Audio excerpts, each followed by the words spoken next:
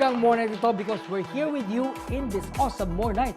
Push natin ito at huwag nang patagalin pa ang paghahasik ng good vibes para sa mga kagaya ko, kagaya mo, at kagaya nating lahat na merong Insomnia!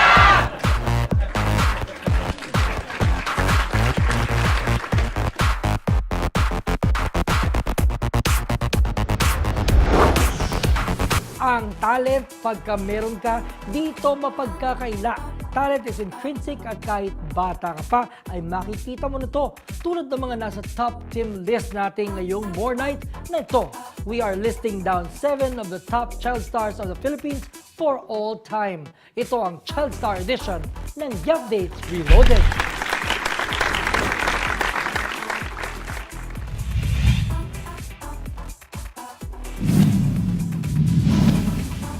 From commercials to primetime soaps, Zaijan Haranilla grew up right before our eyes on TV.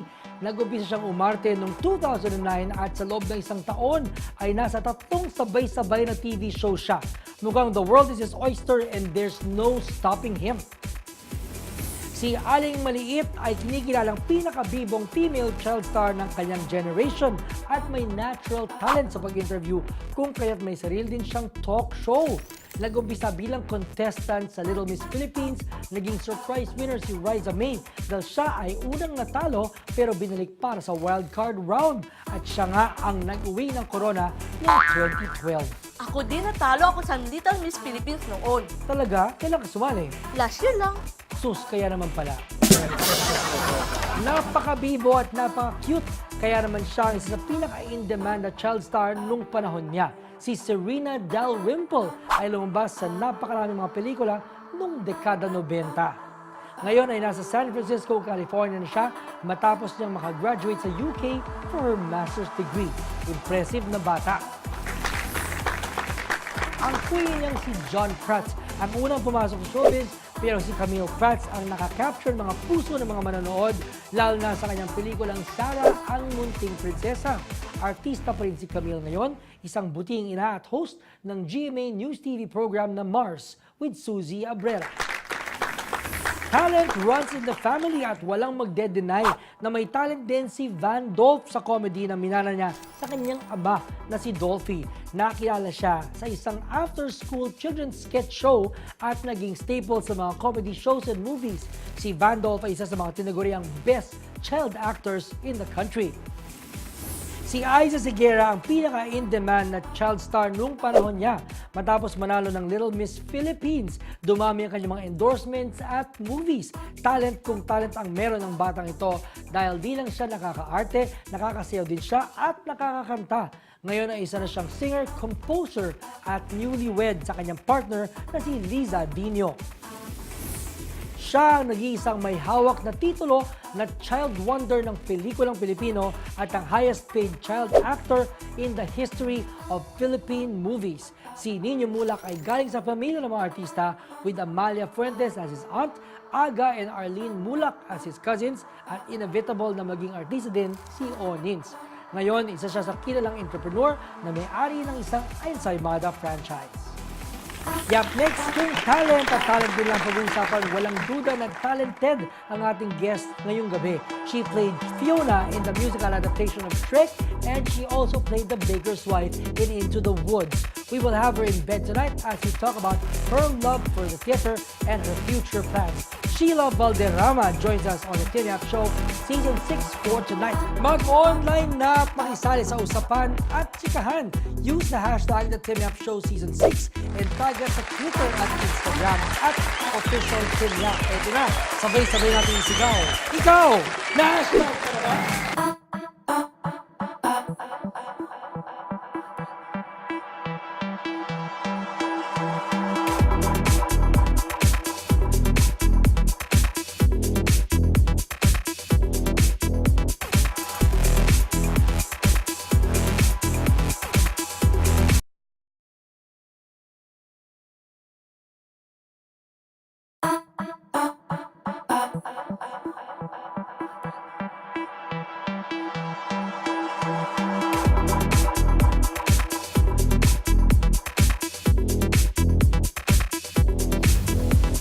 Welcome back to the Kenya Show. We are so proud to have with us tonight one of the top leading ladies in the theater.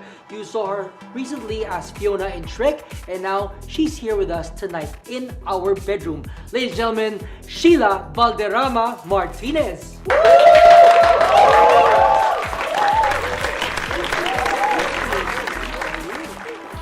Thank you for having me. Up on the bed. Yes. Hello. Hello. Mwah. So Sheila, how's Can I life remove my been? shoes? Yes, up to you. You can have shoes in the bed too. It's okay. Okay. Never Yeah. mind. So how has life been? It's been great. I can't really complain. I've been busy with a lot of work, so I'm very, very thankful. People have told me that your performance as Fiona in Shrek was one of your best ever. It's because it's very different from all the other stuff I've done. They've never actually seen me do physical comedy, which I did, and I had to learn to do tap. Yes. Oh wow. Yes. Kasi And you you're- missed it. I know, but I heard from everybody that you were really great in Thank it. you, thank you. Yeah, but because all your life, because what people don't know is that me and Sheila have been friends since we were kids. I know, We since were we were like 12. Since we were 12, we were doing workshops, In rap, and she was doing all these commercials for hair, for skin, and everything else. And we were in school together. Exactly. And we did a shoot together. Yes. Yes. Wow, all these things. But so Sheila, tell us about your journey, your theatrical journey. Well, as you know, I started in rep very early, Mm-hmm. and then I left I did Hong Kong Disneyland. I was one of the first ones to do that for 3 years. And then Yes. after that, I did the Tour of Cinderella, Asian tour, and I was there's the longest cover. Oh wow. And then when I came back, then I started doing a lot of theater stuff here. I did Wedding Singer, and then I did King and I, Mm-hmm. in Resorts World, and then, well, last year was one of my biggest years. I did Danny Girl, which you saw, which Yes. is also completely different from Also everything a that I've breakthrough done. role in Danny Girl. Yes. And I did my first straight play comedy, Mm-hmm. Noises Off, and then my dream role, which was Princess Fiona. Wow, that was your dream role talaga. Yes, because I saw St. Foster do it years ago Yes. on Broadway. But I think that was their closing show, and I'm like, that's something I'd like to do. Wow. Okay. Tell us more about your Disney experience. 3 years doing work for Disney Hong Kong, and how many shows per day? I might have done 500 shows in total. Wow. Okay. 500 Disney shows. That is like you need to have the strength of an athlete, the Yes. stamina of a triathlete to be able to do all those. I don't know things. about that, but definitely you need a lot of Yeah. energy and super healthy lifestyle. Yeah. Yeah. So, and that's really hard work.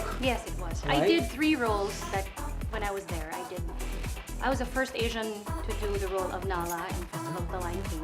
Okay. And then I did the role of Phoebe in the Golden Mickey show where I had to speak Cantonese. Wow. And then the Tarzan singer role. Yeah. Wow, but also from your group of performers there in Disney, some have gone on to Miss Saigon, Yes, et cetera, yes, diba? yes. Galing, diba? Like Chloe, my husband. Exactly. Yes. And then tell us about your experience being the cover of Lea Salonga. Of course, it was an honor and pressure. Of Mm-hmm. course, I have to be on top of my game. What was there ever a time when you actually had to cover for Leia when she was sick? She was never sick. Does she ever get sick? Leia doesn't She was get never sick. Parang we were all trained never to get sick in Yeah. rep, you know. Yes. Yes. But I did some promo shows. Mhm. Yeah, so. So you're able to do that. Wow. But what was the best thing that you learned, Sheila? Growing up in the theater. Discipline. Mm-hmm. It's really that. It's not something that you do as a hobby. It's really hard work. It's passion, dedication. Because 100% of you your- had to. How many months do you rehearse, and how many months is a show? No. Well, back then we used to rehearse Longer. Now about a month, sometimes even 3 weeks, depending on the material. Mhm. But that's why when you do a show, you have to be really prepared. Yeah. You can't be distracted. Yeah. But it's also good because through the years, you've been given the right amount of training. So Yeah. when you look at the material, you can just tackle it and you go, I can do this, No naman. right? Yeah. I Do really you work ever- hard for everything. Yeah, but do you still get tense na, oh, what if I'm not able to give justice to this role? Of course, there's that pressure. I mean, you're only as good as your last performance, really. So, you know, if you get a lot of good reviews, even in the same show, the following show you feel kind of pressured. I'm like, I hope they won't be disappointed. Yeah. So you kind of erase that and you just do your thing. So. And performing on stage, you know, as Fiona with you know, Volante and all these other, you know, pop and theater stalwarts, what was it like? It was great because a lot of them, it was my first time to work with a lot of them. So parang, it's always nice to meet new people. It's a different energy to work with someone you've never worked with before. So it was great. It was fun, hard work but fun. Hard work, you know. Hard So work. it's always a series of hard work. Of When is course. work not hard for you guys in the theater? It's never really that easy. It's fun. It's the only thing, you know. You can't lose the funness of it. That's why it's called a play. It's a play. Wow, okay, But- great. But really, it's hard work. You have to be 100% committed to that. What are the other roles that you want to, you know, that you're gunning for? Ah. Well, you got Into the Woods, you know, you're the baker's wife, and that's, you know, currently being watched by people. Yes, that's Yeah. right. It's very exciting because it's my first Sondheim. Yes. The music is very difficult. So And the leading ladies in theater want to be baker's wife. actually, that's the role I really wanted. When I spoke to Joel Trinidad, who was our director, initially he wasn't sure what role to give me. He wasn't sure if I was suited for Cinderella. or the witch. And I said, I really, really want to be the baker's wife because it's different from everything that I've done. But it's also more adult. Parang Yes. you're also like a bit, you look younger than the baker's wife. Well, thank you. But Emily Blunt Yeah. looks young. That's true. Okay, we are going to talk more about Into the Woods, about the, you know, what else that Sheila Valderrama Martinez wants in life, because marami pa siyang na-achieve, hindi lang yan, di ba? Now, all that and more we will talk about when we take up show with us.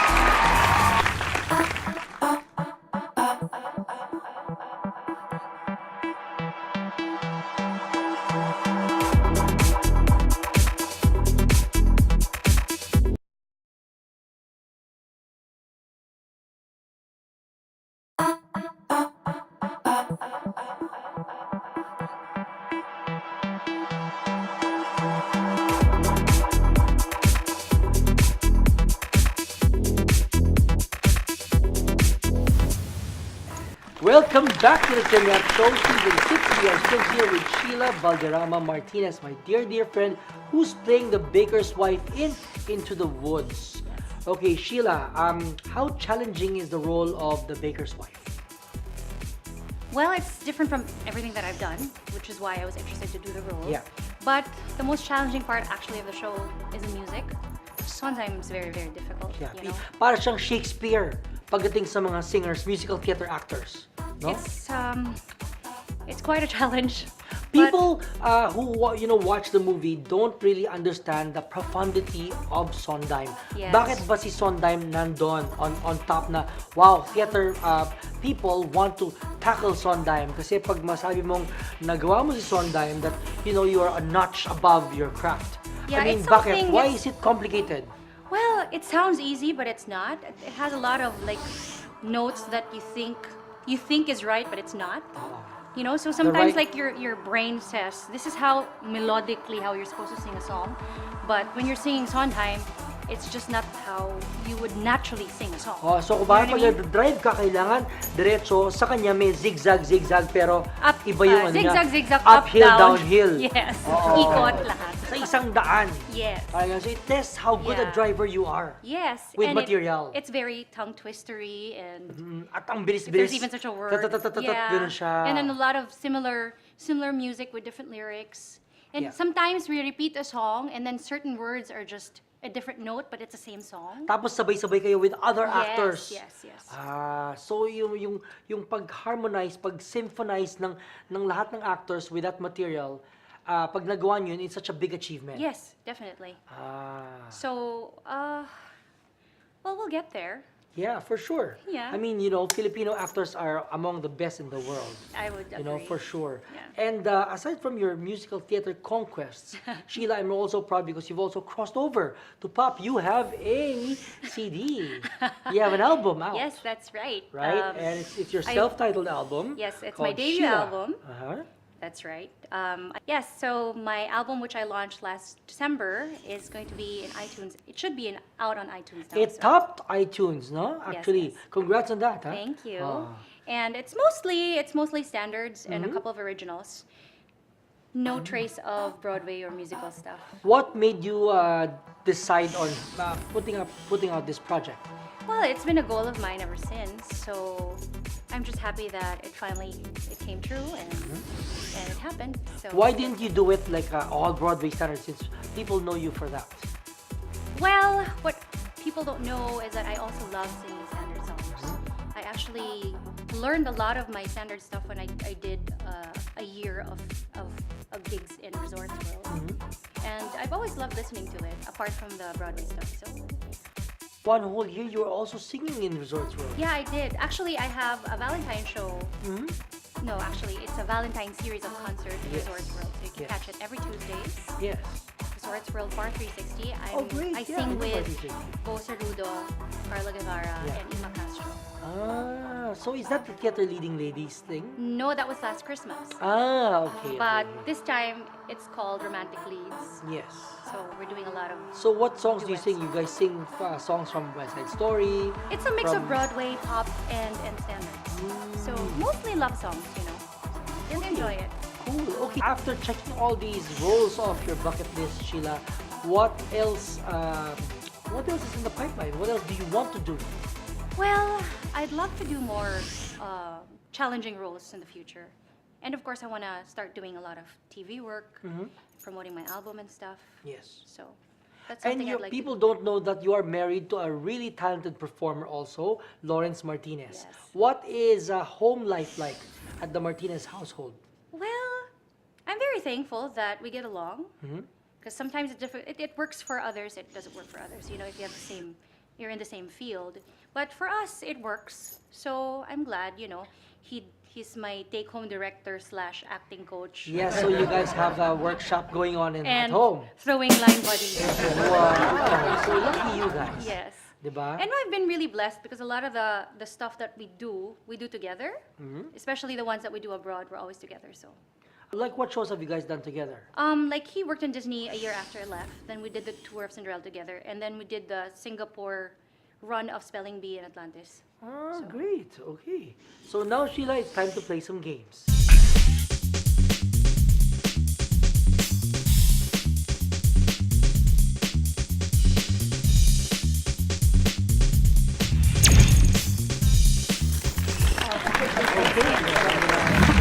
Fire Alright. round of questions, and you just tell me what's your preference. All right. Okay? Book lover or music lover? Book lover. Hairy or smooth? Smooth. Moreno or mestizo? Moreno. Of course. Lights on or lights off? Lights off. Hot or cold? Hot. Top or bottom? Bottom. Lollipop or hipon? Lollipop. Lollipop. Okay. Smart or sporty? Smart. Rough or soft? Rough. Smooth or slow? Or smooth and slow or rough and wild? Smooth and slow. Maanghang o maasim? Maasim. Sa loob o sa labas? Labas. Tagal naman nun. I can't decide. Yun. Thank you so much, Sheila, for being such a good sport. Kung anong ibig sabihin namin, kung sa mag-games yun, kayo na ang bahala. Diba? So, it can mean nothing. It can mean everything. Right? Okay, so Sheila, for the people who want to watch you, catch your gigs, of course, there is Into the Woods in Casa Likasan in BGC. It's an open-air performance area. So That's it's right. like parang Shakespeare in the Park, but this one is Sondheim in the Park. Yes. And where else can they catch you? Yes, I'd like to invite everyone first to catch Into the Woods. It's opening this February 21st at Kasalikasan in BGC. And I'd like to invite everyone to catch my Valentine series of concerts at Resorts World Manila. I'm joined by Miss Carla Guevara, La Forteza, Ima Castro, and Bo Cerudo. I'd like to invite everyone also to catch, I'm promoting my album at Rockwell on the 15th at the Rockwell Power Plant Mall. Yes. And it's available on iTunes, so come and get it. Okay, thank you so much, Sheila. Wow, so busy doing all sorts of stuff and balancing your role as a mother and as a wife to your family. Kudos to you. Thank you, thank you. Congratulations, Thank you for having Sheila. me. Of course, thank you. so much. Next time we should have Sheila also. Alright, okay, yeah, of course. Okay, thank you so much, Sheila. Talaga nakaka-good vibes pagka busy at saka you're doing something that you love. You know, remember, it's all about passion and determination. Whatever you set out to do, you should do it. Just like Sheila Valderrama Martinez, a top leading lady in our local theater. Yan, di ba? Lagi yung sinasabi, dapat laging good vibes para laging good night. Kasama si Sheila Valderrama Martinez. You are watching The Kidnap Show. Good night.